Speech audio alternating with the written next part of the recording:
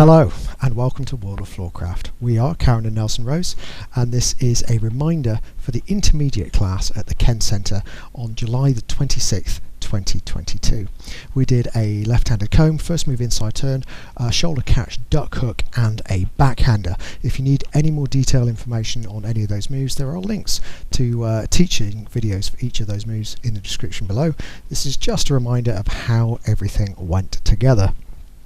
So it started off man's left, lady's right for the left-handed comb. Went 7 and 8. We went back, return, comb. The man moved away. First move inside turn, we came in, across, over the top, caught the other hand to go sweep, shoulder catch, round, duck, hook, spin, thumb down for the backhander, in, around, over and look, return and back. And that was it. I hope you find that useful.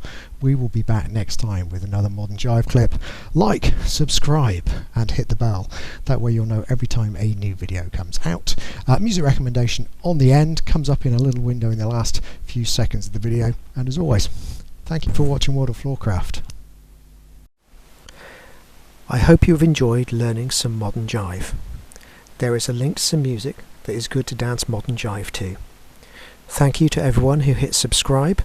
You are helping us to make more clips. Thank you. Keep dancing.